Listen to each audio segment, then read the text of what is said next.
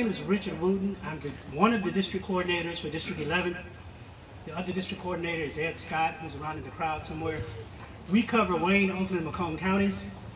And my primary responsibility really is the city of Detroit and Wayne County. And I'll be your moderator for today's event. This is the old Houghton Elementary School site.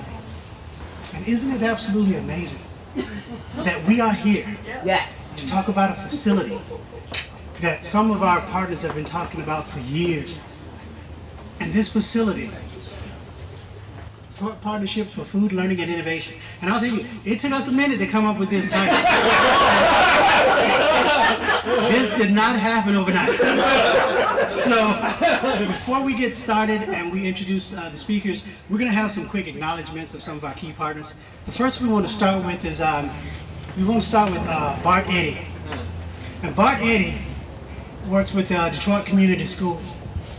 And he has a group called the Brightmoor Makers. And they're a phenomenal group of young people. And they do all types of creative activities. They do gardening, they do woodworking, and they create these water purification tracks. And they sell their product, and they're very engaging and they're very entrepreneurial.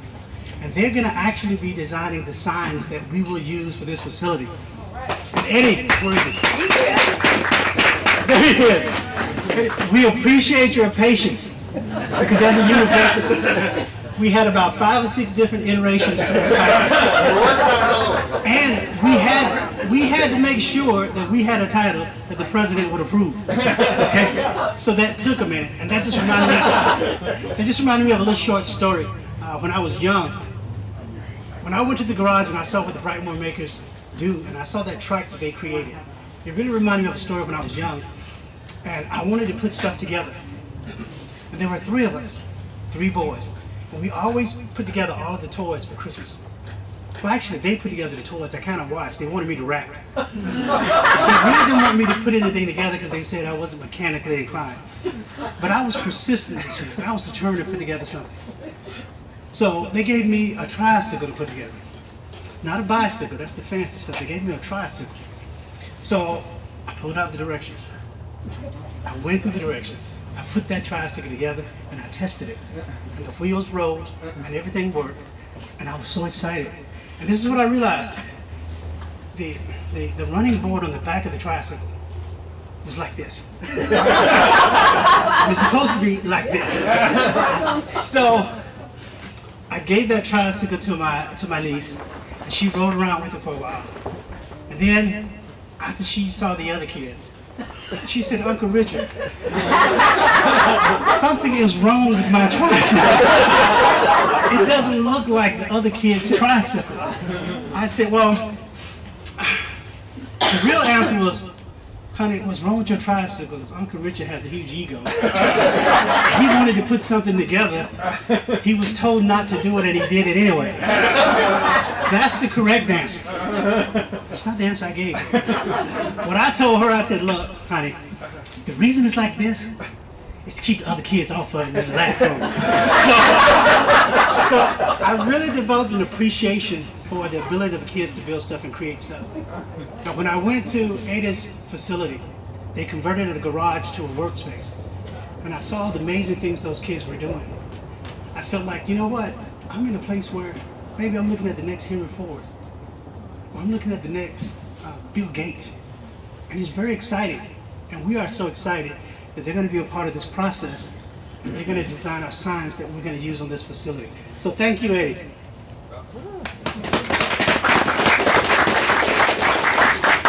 Also, I do want to acknowledge Brittany Brad and DJ Clark. Are they here today? They're from the Brightmoor Artisans Collective. They do all things farming, and they work with artisans in the neighborhood. And they've been a key partner for us in the past with nutrition education. And they're going to be a key partner with us in the future. We're already planning the classes that we've committed to provide on this site. And since we don't have the building in place right now, we're moving forward with providing some of those classes through our partners. So we do want to thank them along with Wellsprings. And the first organic gardening class as a part of that partnership will happen at the beginning of 2018. And we're excited about that. And we're looking for other opportunities to do things like chronic disease prevention classes, and we're looking at food safety classes.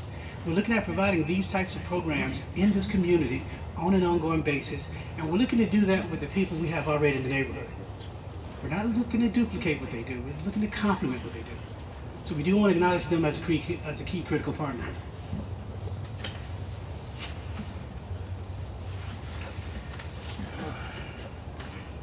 These gloves. Hands are cold. Also, we do want to acknowledge Rosalind Flint. When you look at the refreshments, they're provided by Rosalind. Rosalind has an urban tea house in the Brightmoor area. She's been working with us for a while. She's participated in our Master Gardener classes. Rosalind also participated in our Serve Safe classes, and those activities made it possible for her to do her tea house, and she's just been a phenomenal partner when we're looking at potential sites for this facility. She hosted a lot of our facilities, and she's also in the process right now of being trained to be a volunteer to expand our youth development programs in these areas. So thank you very much, Rosalind.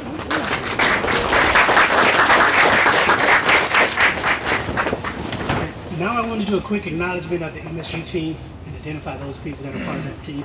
And also let me just say this, even though I'm identifying the members of the core team, we have individuals that are faculty and staff that are engaged in this project as appropriate, so it's not the complete team. Because when you're talking about doing something this significant, you're talking about engaging a lot of different individuals. But our core team is made up of Steve Troost,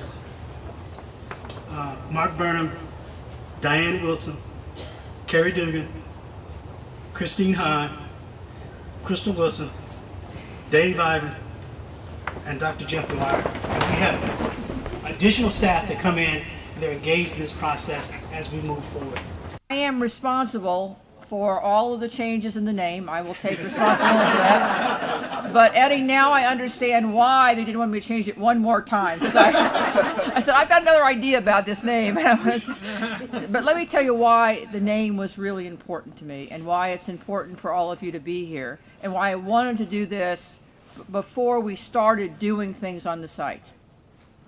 Because I wanted an opportunity to tell you how much we appreciate all the support we've gotten for this idea. But let me go to the name for a moment. These guys wanted to call it an Urban Teaching and Extension and Research Center. Not a good name, okay, because it doesn't reflect what we're going to do. The first word that had to be there was partnership. And one of the things that I find interesting about MSU's role in the community is that a lot of people know us because of a project in their community, but know us because of a project in someplace else. And we have been engaged in food systems, food work for a very long time. Extension has been here for 100 years. We have about 38 people in Detroit, more in Wayne County. We already have sites in Youthville and Focus Hope, and an office on Woodward, but we wanted to signal very much that the way we work and the way we must work is in partnership with you. So part of the time it took to do this, and part of not going forward with some other ideas in the past, is that we didn't feel that we were in an alignment on what partnership meant. And it was important to put that in the title to reaffirm that's what we're about. Like any family, we may not always agree on everything, and we're going to push the edge of the envelope a little bit on the other two aspects of this title, learning and innovation. Because the purpose is to learn together. And when we look at the other 13 sites like this around the state, there's active engagement in not simply coming and look and seeing what's happening, but in defining the problems we gently work on. Because we're going to need people to come here and help us figure out what needs to happen, because we think there are soils here that represent some problems and some challenges as well as some opportunities in urban settings. There are some ways to show different kinds of things so that you don't have to decide which variety might be better. As we look about weather variabilities, we look at other things, we can test that out for you and you can come and help us. then you get to take it back to wherever you are in the community, and you're part of our team, because we need feedback from you in a constant way so we can make it better. I know that's what's happening in other parts as we put this model in place, and it is important that, and that's why learning is there, because we're all going to learn together. We're all going to learn together. We'll bring some expertise, some assets. You're going to bring expertise and assets. You're going to help us understand about soil variability as we try to look at the landscape and sustainability, about water resources, again, about plant varieties, about ways we can extend and work with the product center that's already in the Eastern Market as one of our other sites to look at food entrepreneurship. We can bring some of that expertise here when it's necessary to do that and when we're ready to do that. Because that's another important aspect of how we move together. You've talked about the health aspects. Because there's nothing worse than having food insecurity. And that means not simply the absence of food, it means not having the right food. Okay? And we've got to start defining food insecurity as having the right food.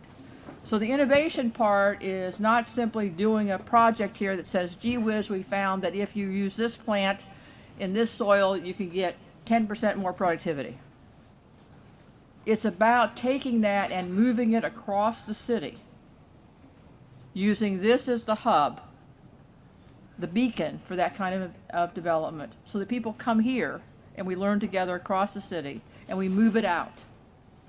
And out of that can come businesses, it can come lots of things, it can come children who get excited about STEM and have hands-on experiences to augment 4-H programs.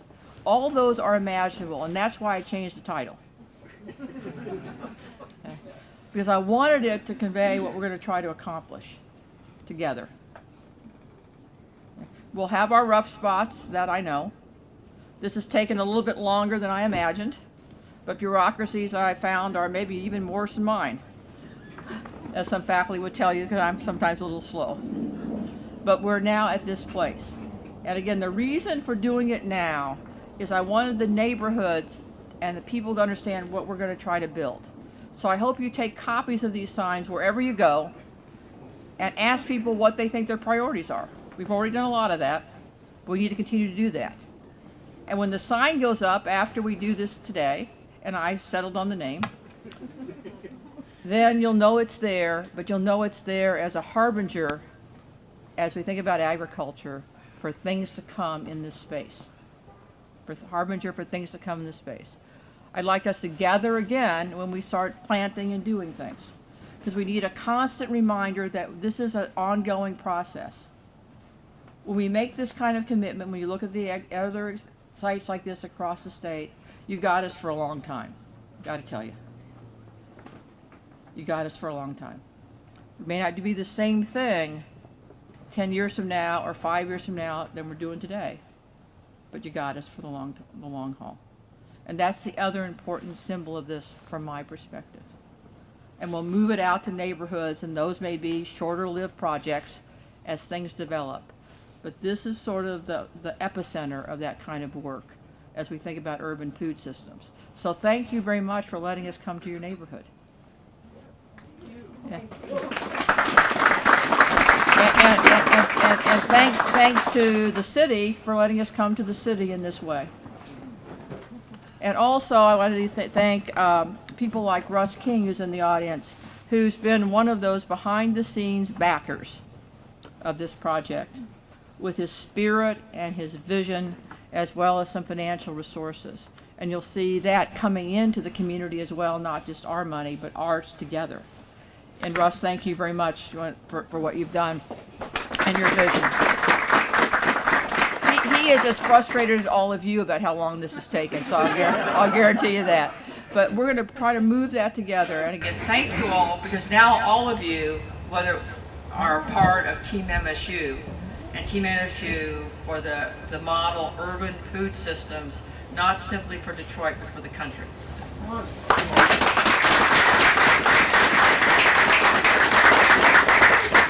Thank you, Dr. Simon. Now we're going to hear from our city partners.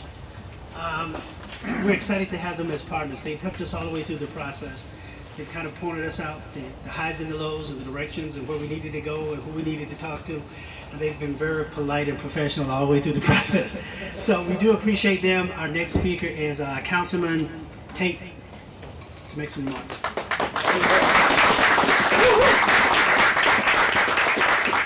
Good morning, everyone. Good morning. I love this microphone. It makes me feel all special. This is a very special day. Excited is the word of the day. We're excited. We were excited when this building went down, finally, after all of these years, Dan. And we're excited about the opportunity that we have here now in the city of Detroit, but certainly in District 1. So we welcome all of those who are not District 1 residents. We welcome to you to District 1. We welcome you to Riverdale as well. We are grateful to have partners like MSU. It's wonderful. We just spent time together just a few weeks ago down at Ford Field. So this is a reoccurring thing. We're talking about momentum that we're building here in the city of Detroit, which is a great thing. And it's not just happening as you keep hearing downtown. We love all the great stuff happening in downtown. I want to see more stuff happening in downtown, but it's wonderful to see stuff like this. MSU, a partner like this in the city of Detroit, in our neighborhood. So give it up for MSU for giving it up to our neighborhoods and our community. So I'm going to wrap it up. I just, again, looking at the challenges that we have ahead in the city of Detroit, we know that it's going to have to be a situation where we have a more inclusive type of economic development, educational opportunities, all those different things. And to have a hub right here in District 1 that does all those things is a very special thing for me. So again, on behalf of the citizens of District 1, the city of Detroit, we want to thank you, President Simon, for you and your team. You didn't just come in as a huge name, a huge brand, and just say we're going to do this. You're really partnering with the community, so we appreciate that. So God bless everyone for being here, and stay warm.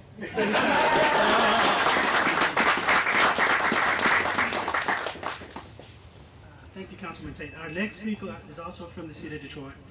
It's Joe Arani Harris. Did I get that right? And he's the new Director of Sustainability for the city of Detroit. Joe. Good morning, everyone. Good morning. If you want to do the running man or jumping jacks while I'm talking, I won't be offended. Kind of what I feel like doing right now. I want to talk a little bit about Detroit and the history of urban gardening in Detroit. So Detroit has been a leader in urban gardening for years, whether we talk about Potato Patch Pingree, growing, or we talk about our Victory Gardens, or Mayor Young's Farm-A-Lot program, or the Gardening Angels. Detroit has a deep, rich history of gardening in our community, and I think that's something we all need to acknowledge as a powerful force, right? And I think, you know, some people talk about, well, you have so much vacant land, of course that's the thing. But I think really it says a lot more about Detroiters and who we are. So when we're faced with challenges, we're able to make a way out of no way, right? When we're handed some challenges in our daily lives, we don't just give up, we innovate, right? So we have vacant land, let's innovate and grow food for ourselves. And we've been doing that for years. So I think that's something that's really powerful and something we really need to acknowledge, the powerfulness of the urban gardening community. Last year, over 1,500 gardens produced over 340,000 pounds of food in the city of Detroit. So I think that's an extremely important thing to acknowledge. However, despite that fact, we know we have a lot of nutritional challenges in the city of Detroit, right? 48% of households are food insecure. About 37% of the Detroit adults are obese. And so we have challenges that we need to make those connections. And that's why I think it's so excellent that MSU Extension are going to be coming to this neighborhood to help address a lot of those challenges. The Office of Sustainability is working on something in partnership with MSU Extension. I want to mention about how do we take our recreation centers and make those healthy food hubs where people can come and use the commercial kitchens. People can take cooking classes, nutrition classes. And so that's something I want to mention as a pitch, and I know that we can work together on making that happen. So I'm excited about that. So overall, we're just so excited that MSU is really here to partner meaningfully with citizens of Detroit. And I think you've already heard from the president. This is about a two-way exchange, right? We can learn from each other through this process, and I think that's super exciting. So on behalf of the mayor, who senses regrets that he couldn't be here, I'd like to say welcome and thank you so much. Bye.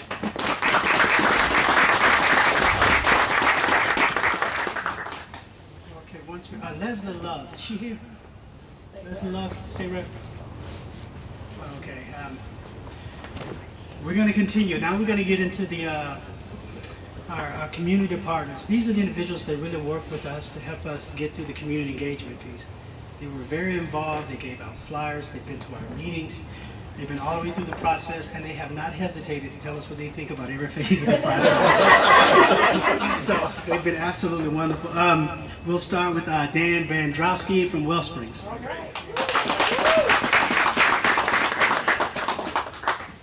Thank you, Richard. So Wellspring is across the street. It's a faith-based youth development organization. And I'd like to first just acknowledge those that are staff. We have a few of the staff here from Wellspring. If you could just raise your hand. My wife here is co-director with myself. Wellspring's been here in the community. We just celebrated 31 years. Actually, we celebrated here on this ground.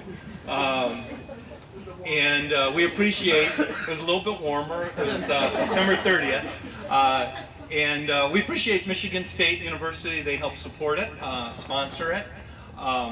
So yeah, we appreciate that. Wellspring, just a little bit about it, it's faith-based youth development, and we run a variety of youth development programs here in the neighborhood.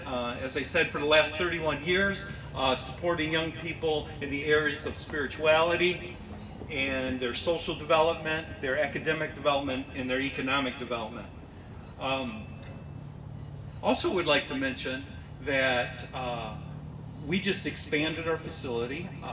We had the opportunity to triple the size of it, and we needed more parking in order for that to be approved by the city. And MSU graciously has committed themselves to providing Wellspring within the lease that MSU has with the city of Detroit. Included in that lease is a commitment to provide the community center of Wellspring the parking spaces that they need in order to have our expansion and continue our expansion. That's partnership. Yes. So we appreciate that. So there's been some great developments here, and they've already been mentioned a little bit over the last few years. Just a few years ago, sitting on this property was a dilapidated school building that needed to be torn down. The roof was caved in, and you could see it right from our center as parents would enter with their children into our center. And we even had parents like, do I really want to bring my kids across the street from an eyesore that was also dangerous? So that was something that was definitely a problem. The scrappers regularly vandalized the property. And then the city stepped in. Councilmember James Tate, Stephanie Young, the mayor's office, they tore that building down for us. And then the lights got replaced. Wow, positive development. Wellspring got grants to triple the size of our facility. And then a year and a half ago, I live across the street, just there's the center, and my wife and I live on the same block across the street. I'm looking out the window, and I see this little gathering in the parking lot. And I'm always, just kind of seeing what's going on in the neighborhood. So I go out and I learn about this possibility that MSU is going to come into the neighborhood and be involved with agriculture. So, wow, building on the positive things that have already been taking place. This is a wonderful prospect of Michigan State coming. So, myself and the community have appreciated the series of meetings that have taken place with the community. Wellspring hosted 4 of those meetings. Stephanie supported us as we went through the neighborhood. Diane Hanks. Probably about 300 households have been canvassed, and we had very good turnouts on the part of the community. 20, 30, 40 people would come out to these meetings. And they were important meetings because it allowed the communities, like, we have questions about pesticides, we have questions about the appearance of this, it's going to change. So we appreciate MSU's commitment to listen to the voice of the community. We thank you for that. I also appreciate the interaction with MSU staff. And there's several of the staff that I had very positive, that we had very positive interactions. But I'd like to just mention, in particular, Diane Wilson and Richard Wooten. Both have been both of you have been extremely pleasant. You've been very accessible. It's true. Yeah, very accessible, and committed to, as I said before, listening to the voice of the community. I in the community appreciate the commitment of MSU of providing positive programs for youth and adults through the large array of offerings that exist within Michigan State Extension. I was showed the catalog, and it's like, we have our specialist in youth development, Peter, here, and he sat down with a couple of the other MSU Extension staff and talked about ways in which some of these programs could be provided in collaboration at Wellspring, and just the array of programs that Extension provides. And I too was at the award dinner and just feel good about being part of the Extension family.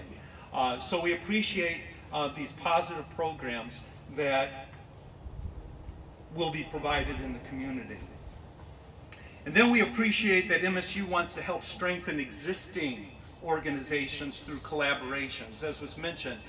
Really looking at, do we need to duplicate, but how can we collaborate with the neighborhood in order that these organizations that often do not have a lot of resources can be strengthened by the presence of MSU. So we appreciate that there is a commitment to collaborate. Richard mentioned that we're hammering out right now a Gardening 101 in conjunction with Wellspring and the Brightmoor Artisans Collective that's going to be rolling out in February. That's just one example. So, where's my last page? So in closing, I'd just like to say welcome. Welcome MSU to Riverdale, to Brightmoor, to Northwest Detroit. We know that you've been in Detroit for a long time, but we just want to give a hearty welcome to you for being here in this neighborhood. We look forward to you being our neighbor, our friend, and our collaborative partner. We trust that together with neighborhood residents, community organizations, and city government will significantly advance the common good of the community. Thank you.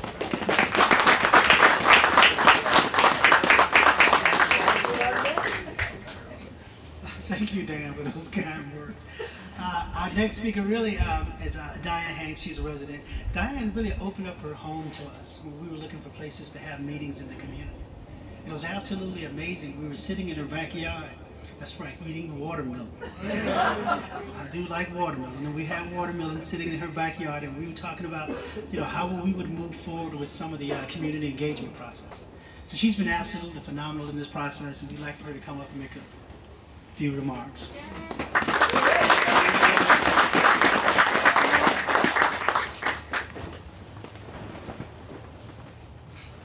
Thank you and good morning. I'm not used to doing this, but I couldn't pass up the opportunity. I've been excited since the day I heard about the possibility of MSU moving here.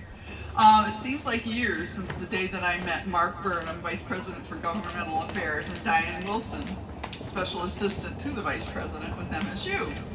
They told me that the Houghton Block was being considered by MSU for a teaching research center, as well as to provide extension services for Detroit residents. My husband Joe and I have lived here since 1980. We've weathered the changes that have taken place in our city and have committed to remain here because we love our home and for the most of those years have felt comfortable in our neighborhood. A decision was made by us to work for positive change. As a result of this, and because Mayor Duggan promised help from city departments, I've been working to improve our neighborhood with Joe's support since 2014. Through this effort, I've gotten to know many people in Riverdale and the surrounding area. I've discovered a wide variety of individuals in different stages of life and circumstances with a wealth of talents, interests, stories, and ideas waiting to be shared. As I stop and talk with my neighbors, I see each of them as an addition to a richly textured tapestry, because I'm very visual. Through my encounters and the reported interviews of others, there's no doubt in my mind that MSU Extension is a welcome addition to Riverdale. I believe that their inclusive approach proves it will be a strong thread in that tapestry, and that they will provide an opportunity for us to come together in the spirit of community. By the way, my meeting with Mark and Diane wasn't meant to imply it was planned. My interest in Riverdale, combined with my curiosity, compels me to frequently stop to talk with people uninvited. Always. That day in 2015, when I met with them, I had noticed two people in the parking lot over there. I drove up, and since they didn't look threatening, I asked them what was going on. They welcomed me, and since that time, Diane Wilson has graciously included me in the plans to bring MSU to the Houghton Block, as much as she was able. I wanted secrets, but she wouldn't tell me. As a result of this meeting, my inquisitive nature has been reinforced and has convinced me that being a nosy neighbor is not a bad thing, at least not all of the time. On behalf of Riverdale and the surrounding neighborhoods, it's an honor and my pleasure to welcome MSU and to convey how much we look forward to a long, mutually beneficial relationship. Thank you very much.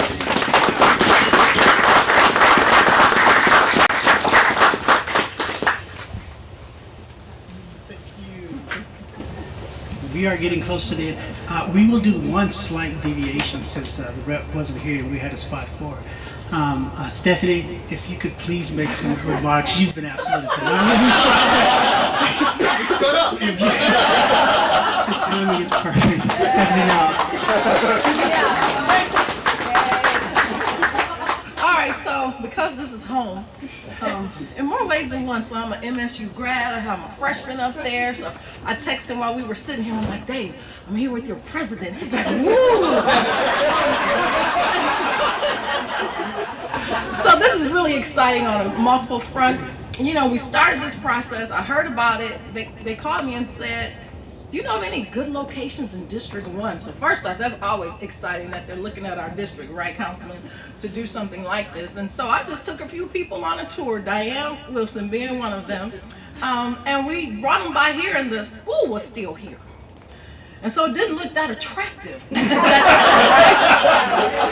I said, but can you imagine if it were gone? The possibilities you would all have here, right?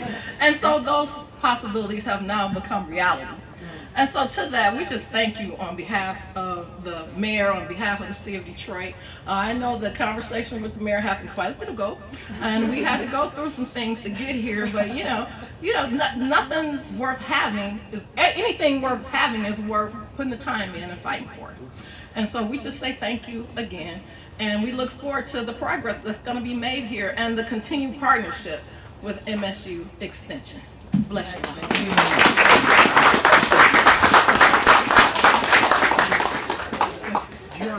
Stephanie, you are really good at those impromptu speeches. She didn't know she was going to be on the program, so we've saved one of our best for last. So we're going to now bring up to the podium my boss, Dr. Jeff Dwyer, to kind of close this out. Jeff. Thank you, Richard. I know I'm between you and getting warm and having I think I'll reduce the 7 pages. But I totally agree with Councilman Tate. The word of the day is exciting. It's been repeated many, many times today, and we are truly excited to be here today. MSU and MSU Extension put its first agricultural agent here in Detroit in 1917. So if you do the math, it's 100 years. And we've had the opportunity to celebrate being in Detroit for 100 years over the last few weeks and months. Some of you were at our celebration event a few weeks ago. And so it's really a wonderful opportunity for us to be here this morning and to have this be a part of our celebration of 100 years in Detroit. So one of the things I'd like to do here, just as we wrap things up, is give you a sense of even greater sense of the commitment that we have to this project. And I'd like to start by asking all of you that are on staff with MSU Extension, would you raise your hand?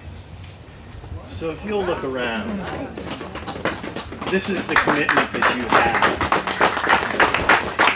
to this project. Our folks here are, many of them, part of the city. They're your neighbors, they're your friends. They're fellow churchgoers, and they care about this city as you do, but they are a window to over 600 other people in Extension across the state and thousands of people at Michigan State University who are going to bring some really fantastic resources to this project. So what they can do, I mean, the site is wonderful. We're thrilled that we're here in terms of the site. We invite you to look at the boards here and some of the planning that we've been doing together with you to put some buildings and other things on this site. But at the end of the day, what's going to be important is what we're going to do here. And as Dan talked about, we're not going to wait for all of this. If we wait to start planting things, we got to wait 6 months, right? Because it's really cold here right now. And so as Dan mentioned, we're already working with our partners at Wellspring and others in the neighborhood to bring programming here immediately. And I just wanted to mention a couple of those things. For example, Christy Evans and her instructors in our Health and Nutrition Institute have conducted cooking classes here with both seniors and teens, and will continue to do that and really build that opportunity. Last summer, Mark Cowan was here engaged with 10 young people in doing Lego robotics classes at the Urban Country Tea House, and we'll do more of that sort of thing. But as Dan talked about, in January, Donna Purnell, a health and nutrition program instructor, will start an after-school program here in the area. And starting in February, Christine Hahn will work with our partners at Wellspring to begin by offering a 6-week gardening class so that people can be ready to go when the cold and the snow goes away in the spring of 2018. So we are thrilled to be here. We look forward to the continuing collaborations. This couldn't be done without all of you that are here and many, many others. We invite you to look at the boards. Please take the time to talk to our colleagues from Michigan State and Michigan State Extension. And thank you for all of your support to date and all that we know that you'll do with us in the coming weeks, months, and really over the next many decades. Richard?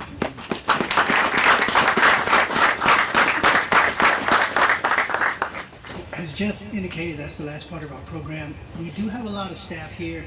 We encourage you, if you can brave the cold, stay, look at the boards, eat the food, have some conversations with us. Also, we want to thank Dan Carmen at Regional Market. Dan, thank you for coming. Dan is one of our key partners and has been very supportive of Extension and Extension activities. But if you have the time, stay, engage the staff, look at the boards, see the opportunities that are coming to the neighborhood. And we really do want to thank all of you for coming out on such a cold day. Thank you very much.